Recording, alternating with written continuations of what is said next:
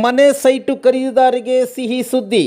ಚೇಳೂರಿನಲ್ಲಿ moon star land developers and builders ಅವರಿಂದ Cheluru new town ಉಪನಗರ ಬಡಾವಣೆ, ಚೇಳೂರು ಬಾಗೇಪಲ್ಲಿ ಮುಖ್ಯ ರಸ್ತೆ, ಶೇರ್ ಖಾನ್ ಕೋಟೆ ಬಳಿ ಹೊಸದಾಗಿ ನ್ಯೂ ಟೌನ್ ಬಡಾವಣೆ ನಿರ್ಮಿಸಿದ್ದು, ಈ ಬಡಾವಣೆ ಜಿಲ್ಲಾಧಿಕಾರಿಗಳಿಂದ ಭೂ ಪರಿವರ್ತನೆ, town and country plan approval, panchayat ಈ ಸ್ವತ್ತು, ಸಿಸಿ ರಸ್ತೆ, ಒಳಚರಂಡಿ ವ್ಯವಸ್ಥೆ, ಉದ್ಯಾನವನ, ಯುಜಿ ಕೇಬಲ್, ವಿದ್ಯುತ್ ವ್ಯವಸ್ಥೆ, 30, 40, 60 ಅಡಿ ರಸ್ತೆ ವ್ಯವಸ್ಥೆ, ಕ್ಲಬ್ ಹೌಸ್, 1 ಲಕ್ಷ ಲೀಟರ್ ಸಾಮರ್ಥ್ಯದ ನೀರಿನ ಟ್ಯಾಂಕ್ ಸೇರಿದಂತೆ ಎಲ್ಲ ರೀತಿಯ ಮೂಲಭೂತ ಸೌಲಭ್ಯಗಳನ್ನು ಹೊಂದಿದ್ದು, ಈ ಬಡಾವಣೆಯಲ್ಲಿ ಮೊದಲು ಸೈಟು ಖರೀದಿ ಮಾಡಿ ಮನೆ ಕಟ್ಟಿಕೊಳ್ಳುವ 10 ಜನರಿಗೆ ಮೊದಲ ಆದ್ಯತೆಯಾಗಿ 400 ಮೂಟೆ ಸಿಮೆಂಟ್ ನೀಡಲಾಗುವುದು.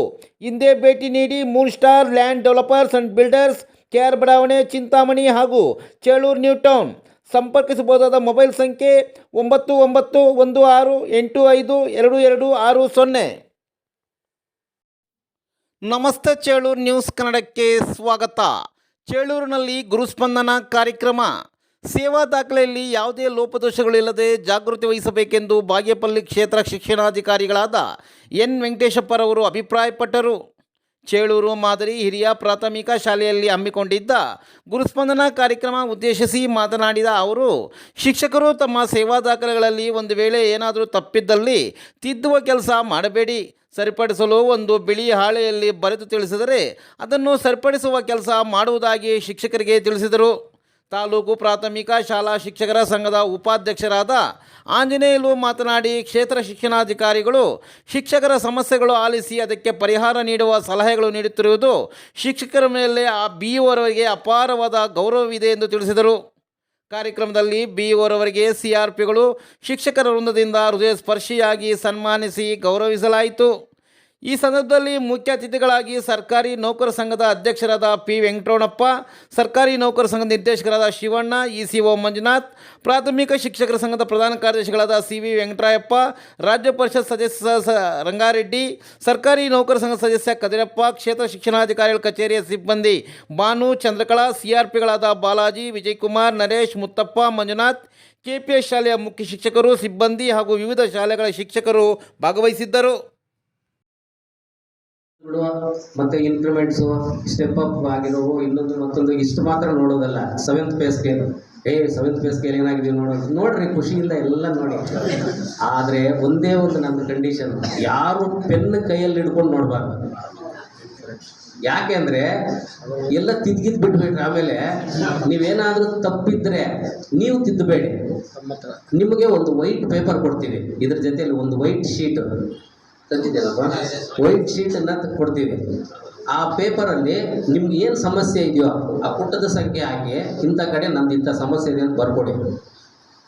ಖಂಡಿತವಾಗಲೂ ನೀವೇನು ಇವತ್ತು ಬರ್ಕೊಡ್ತೀರೋ ಅದನ್ನೆಲ್ಲವನ್ನು ರೆಡಿ ಮಾಡಿ, ಯಾರ್ಯಾರ್ದು ಏನೇನು ರೆಡಿ ಮಾಡಿದ್ದೀವೋ ಆ ಹೆಸರು ಸಮೇತ ನಾವು ಇಂಥದ್ದು ರೆಡಿ ಮಾಡಿದ್ದೀವಿ ಅಂತೇಳಿ ನಿಮ್ಗೊಂದು ಪಟ್ಟಿಯನ್ನು ವಾಪಸ್ ಕೊಡ್ತೀವಿ.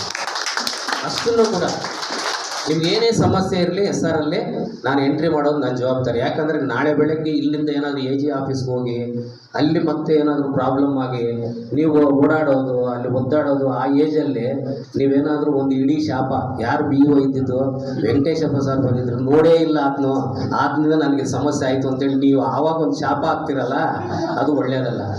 ಆವಾಗ ಈಸಿಯಾಗಿ ಆಗೋಗ್ಬಿಡ್ಬೇಕು ನಿಮ್ಮ ಕೆಲಸಗಳು. ಹಾಗಾಗಿ ನೀವು ಏನೇ ಇದರಲ್ಲಿದ್ದರೂ ಕೂಡ ನೀಟಾಗಿ ನೋಡಿ, ನಿಮ್ಗೆ ಸ್ವತಂತ್ರವಾಗಿ, ಯಾಕಂದರೆ ಇದು ನಿಮ್ಮದು. ಆಮೇಲೆ ನಾವು ಕೊಡೋವಾಗ ನಿಮ್ಮದಾಗಿದ್ದರೂ ಕೂಡ ಸೈನ್ ಹಾಸ್ಕೊಂಡು ನಿಮ್ಗೆ ಕೊಡ್ತೀವಿ, ಮತ್ತು ವಾಪಸ್ ತಗೊಳ್ಳೋವಾಗ ನಿಮ್ಮ ಹತ್ರ ಸೈನ್ ಹಾಸ್ಕೊಳ್ತೀವಿ.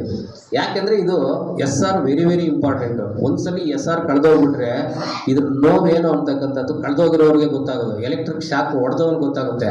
ಕರೆಂಟ್ ಹೊಡೀತು ಅಂದರೆ ಹಿಂಗೆ ಅನ್ನೋದು ಕಾಣಿಸುತ್ತೆ ಹೊರತು ಹೆಂಗೆ ಹೊಡೀತು ಅಂತ ಕಾಣಿಸೋದಿಲ್ಲ. ಹಂಗೆ SR ಕಳೆದೋದ್ರೇ ಅದು ನೋವು ಗೊತ್ತಾಗೋದು. ನಾನು ಚಿಕ್ಕಬಳ್ಳಾಪುರದಲ್ಲಿ BO ಆಗಿದ್ದಾಗ 2 SR ಕಳೆದೋಯ್ತು. ನಾನು ಪದೇ ಪದೇ ನಮ್ಮವರು ಪ್ರತಿ ಮೀಟಿಂಗಲ್ಲೂ ಹೇಳೋದೇನೆಂದರೆ SRs ವೆರಿ ಇಂಪಾರ್ಟೆಂಟು, ತುಂಬ ಸೆಕ್ಯೂರಿಟಿಯಾಗಿ ಇಟ್ಕೋಬೇಕು, ಹುಷಾರು ಅಂತ. ನಾವು ಈ SRಗಳೆಲ್ಲ ಮಾಡ್ತಾಯಿದ್ವಿ. ಏನೇ ಎಲ್ಲ ಮಾಡಿದ್ರೂ ಕೂಡ ಇದು ಫಸ್ಟ್ ಹ್ಯಾಂಡ್ ಇನ್ಫಾರ್ಮೇಷನ್ ನಮ್ಮ ಕೈ ಸಿಗ್ತಕ್ಕಂಥದ್ದು. ಪ್ರತಿಯೊಂದು ಇದರಲ್ಲಿ ನೋಡ್ತೀವಿ ನಾವು. ಅದಕ್ಕೋಸ್ಕರ ಈ SRನ್ನು ನೀವು ತಗೊಂಡು ನೀಟಾಗಿ ನೋಡಿ, ಎಲ್ಲೂ ತಿದ್ದೋಕೆ ಹೋಗಬೇಡಿ. ಏನಾದರೂ ಮಿಸ್ಟೇಕ್ ಆಗಿ ತಪ್ಪಾಗಿದ್ದರೆ ಅದು ಏನಾದರೂ ಆಗಿರಲಿ, ನೀವು ಆ ಪೇಪರಲ್ಲಿ ಬರೆದುಬಿಟ್ಟು ಮೇಲ್ಗಡೆ ನಿಮ್ಮ ಹೆಸರು ಬರೀರಿ, ನಿಮ್ಮ ಅಡ್ರೆಸ್ ಬರೀರಿ. ಯಾಕಂದರೆ ಈ ಪೇಪರ್ ಏನಾದರೂ ಬೇರೆ ಕಡೆ ಹೊಟ್ಟೋಗ್ಬಿಟ್ರೆ ಕಷ್ಟ. ಅದರಲ್ಲಿ ಹೆಸರು ಬರೆದ್ಬಿಟ್ಟು ಮೇಲ್ಗಡೆ ಏನೇನು ಎಲ್ಲೆಲ್ಲಿ ತಪ್ಪಾಗಿದೆಯೋ ಅದು ಪೇಜ್ ವೈಸು ಅದರಲ್ಲಿ ಹಾಕ್ಕೊಡಿ, ನಾವೆಲ್ಲ ಎಂಟ್ರಿ ಮಾಡಿಸಿ ನಿಮ್ಗೆ ತಲುಪಿಸ್ತೀವಿ. ಬಹುಶಃ ನನ್ನ ಪ್ರಕಾರ 1 ತಿಂಗಳಿಂದ ನಾವು SRನ ರೆಡಿ ಮಾಡಿಸ್ತಾ ಇದ್ದೀವಿ. ಅವ್ರಿಗೆ ಗೊತ್ತಿದೆ, ನಮ್ಮ ಸಂಘದವ್ರು ಯಾವಾಗಾದರೂ ಬರಲಿ ನಾವು SRಗಳನ್ನು ಮುಂದ್ಗಡೆ ಇಟ್ಕೊಳ್ತಾ ಇದ್ವಿ. ಅವ್ರು ಬಂದಾಗೆಲ್ಲ ಏನು ಯಾವಾಗಲೂ SR ಎಂಟ್ರಿ ಮಾಡ್ತಾ ಇದ್ದೀರಿ ಏನೋ ಅಂತ ಪ್ರತಿ ಎಂಟ್ರಿ ನಮ್ಮವ್ರನ್ನ ಕರೆಸಿ ಆ ಚಂದ್ರಗಳ ಗುಳು ಅಂತ ಹೇಳ್ತಾಳೆ ಆಯಮ್ಗೆ. ಯಾಕಂದರೆ ಜಾಸ್ತಿ SRಗಳು ಆಯಮ್ಗೆ ಕೊಟ್ಟಿರೋದು. ಅಯ್ಯೋ ನನಗೆ ಯಾರಾದರೂ ಬೇರೆಯವ್ರು ಕೊಡಿ ಸರ್, ನಾನು ಒಬ್ಳು ಅಂತ. ಇಲ್ಲ, ನಿನ್ಗೆ ಆ ಶಕ್ತಿ ಇದೆ, ನೀನು ಮಾಡಮ್ಮ ಅಂತೇಳಿ ಆಯಮ್ಗೆ ಕೈ ಕೊಟ್ಟಿದ್ವಿ. ಎಂಟ್ರಿ ಮಾಡಿಸ್ತಾ ಇದ್ದಾಳೆ ಪಾಪ. ಎಲ್ಲರೂ ನಮ್ಮವರೆಲ್ಲ ನೀಟಾಗಿ ಮಾಡಿದ್ದಾರೆ ಎಲ್ಲ SRಸು.